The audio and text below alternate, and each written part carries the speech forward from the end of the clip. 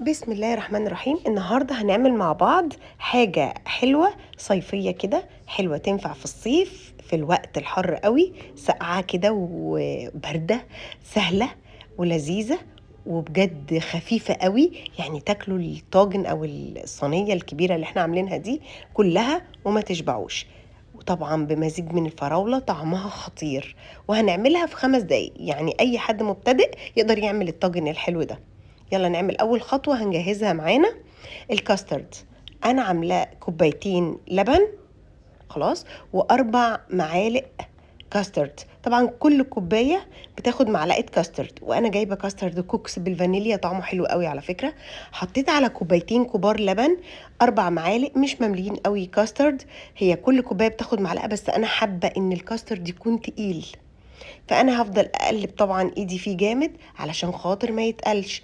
واحط له 4 معالق سكر حسب تحليتك، انت تقدري تزودي سكر، تقدري تنقصي سكر، لان في نوع كاسترد ما بيبقاش مسكر، يعني في بيبقى خام وفي بيبقى مسكر مش محتاج سكر. بتاعي ده خام وطعمه حلو قوي، بس هو محتاج سكر. بصوا ده قوامه تقيل ازاي.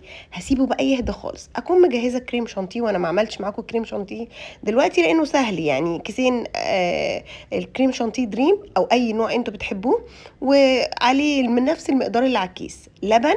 وبقلب كويس قوي. لو هو محلى ما بحطلوش سكر، لو مش محلى بحط له سكر. نزلت على الكريم الكاسترد، بس لازم يكون برد، وطبعا مقطعه فراوله زي ما انتم شايفين كده، واقلب ال3 مع بعض. طبعا طعم البوله دي خطير، يعني من غير ما ازود عليها اي حاجه. اقلبهم كده ال3 مزيج مع بعض. بجد طعمهم الكاسترد مع الكريم شانتيه طعمهم خطير. مرضتش اضرب الكاسترد مع الكريم شانتيه عشان يبان كده اصفر في ابيض. طعمه حلو قوي، ويبان ان هو خليط ما بين الكريمه والكاسترد. خلاص كده الكريمه عندي دي جهزت. اجيب بقى ملفيه، وطبعا ده بيتجاب جاهز من عند اي حد بتاع كنافه. اجيب البوله اللي انا هعمل فيها، وابدا اكسر طبقه ملفيه تحت يعني اول طبقه احطها ملفيه كده مكسر، خلاص. واسويها كويس قوي، خفيف وسهل وبسيط. تقدري تعمليه لو عندك عزومه، لو عندك حاجه حلوه بسرعه تعمليها لاولادك. بجد سهل وبسيط وحلو قوي. خلاص كسرت اول طبقه من الملفيه. احط بقى كل الكريمه اللي انا عاملاها. طبعا الكريمه دي انا ما سقتش الملفيه اي حاجه، لان الكريمه دي هتطريه جدا. لازم اعمله وابيته لبكره، يتعمل سهل قوي بس تبيتيه. حطيت بقى بعد طبقه الكريمه اللي انا حطيتها، كسرت كمان